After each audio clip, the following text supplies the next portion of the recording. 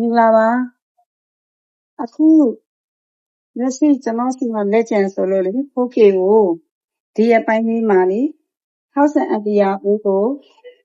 အလွတ်ပေါ့နော်အလွတ်ကို60 ampere အိုးကိုအရင်လိုတော့ကျွန်တော်ပါကင်မပါတော့ပါဘူးဘာပါမလဲဆိုတော့ပါကင်ကြီးကခြားစားသွားတဲ့အတွက်ပါကင်ကျွတ်တွေပါမယ်ပေါ့နော်ဒါလေးတွေကိုအရင်လိုပဲ MC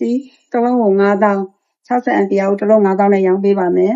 တကယ်လို့60 ampere အိုးကိုပဲအလွတ်မဝယ်ခြင်းမှုအမရဲ့ကျွန်တော်တို့မီးစမ်းပြီးတော့မှလိုချင်ပါတယ်ဆိုရင်ကျွန်တော်မီးစမ်းပေးပါတယ်လိုက် DC မီးချောင်းနှစ်ချောင်းရဲ့နောက်ပြီးတော့ DC ပန်ကာပေါ့နော်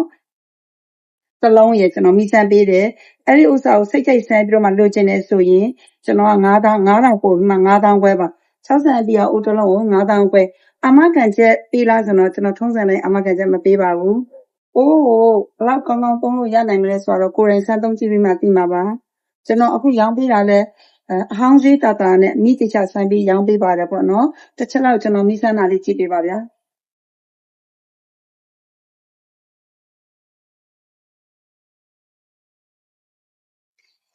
ဒီ lighting နှစ်ချောင်းရဲ့နောက်ပြီးတော့ပန်ကာဒီပန်ကာရဲ့ကိုကျွန်တော်က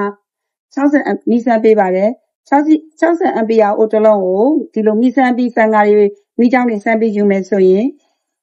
9000ခွဲပါ9000ပဲပို့သွားတယ်ပေါ့နော်9000ခွဲနဲ့ရောင်းပေးပါတယ်တကယ်လို့ဒီဝယ်ထားတဲ့အိုးတွေကိုစိတ်တိုင်းမကြတော့လို့ပြန်ပေးမယ်အဆင်မပြေဘူးမကြိုက်ဘူးပြန်ပေးမယ်ဆိုရင်ကျွန်တော်4000အနည်းဆုံးပြန်ပေးပါတယ်ပေါ့နော်တကယ်လို့ဒါပေမဲ့ဒီမီးချောင်းတွေမှာစမ်းကြည့်ပြီးယူမယ်ဆိုရင်မီးချောင်းထွန်းမဲ့သူတွေအတွက်ကတော့သူ့အတိုင်းအတာနဲ့သူအသုံးခံတဲ့အပိုင်းကဏ္ဍ